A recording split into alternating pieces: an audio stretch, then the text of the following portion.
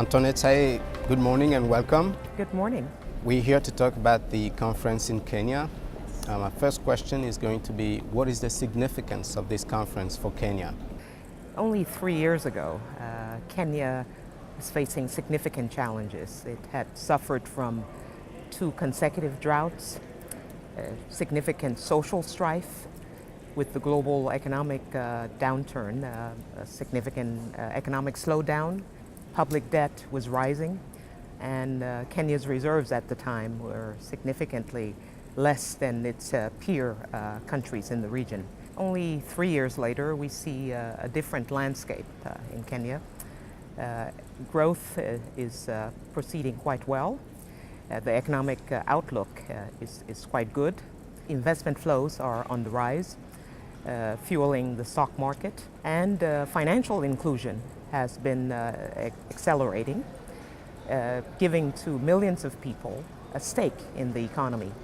So a very different Kenya than only 3 years ago. And all of that because of the significant economic reforms implemented by the Kenyan government in recent years. And the conference will seek to bring together public officials, representatives of the private sector, civil society, academia, all of them to discuss the progress achieved so far, the significant challenges that remain for Kenya.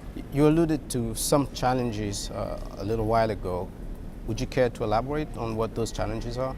I'd say probably the first, most immediate challenge for Kenya is to ensure that the process of devolution that it's embarking on is done in a way that ensures a fair, a balanced approach, but also a prudent one. And all of that is important to reduce significant investor uncertainty around the devolution issue. Devolution, of course, we think is a very powerful potential tool for improving service delivery, also ensuring that parts of the country across Kenya benefit from the expanding economic opportunities and from increased natural resource revenues that will be forthcoming. But all of that has to be pursued in the context of a given budget envelope. The second obvious and overarching challenge is creating jobs for a very large young population.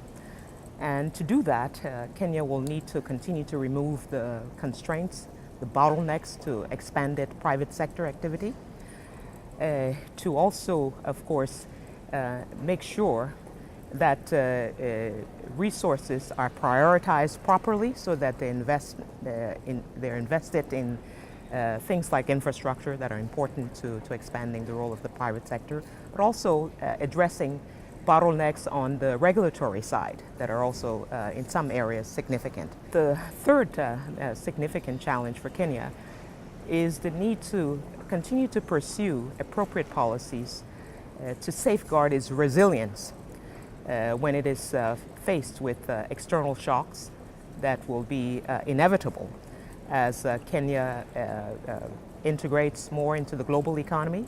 That shock will come from potential volatility in markets of partner countries or from international capital markets. So it will be important that Kenya continues to pursue policies that safeguard resilience. Earlier this week, we learned that the government of Kenya is considering issuing a $1.5 billion bond. And this has revived talks about Kenya potentially as a frontier economy. What is the implication of that for not only East Africa, but also the whole of sub-Saharan Africa? Well, I'd say that the increased interest we see on the investor side in Kenya as an important frontier market in East Africa comes from the track record that Kenya has had in being a hub for East Africa for many years. Kenya already has a significant footprint in East Africa, in the financial sector in particular, where already a number of banks are expanding across regional borders, and where a number of countries are seeking to emulate Kenya's experience in the mobile banking area. So Kenya has a track record there already that suggests that it will be a leader among East African and African countries that will continue to interest investors. The IMF, what has been the role that as an institution it played in that story of progress for Kenya? What role has the IMF played in it? Let me underscore that Kenya's progress is Kenya's progress. Certainly we as partners of Kenya have been privileged to watch the progress made in Kenya so far.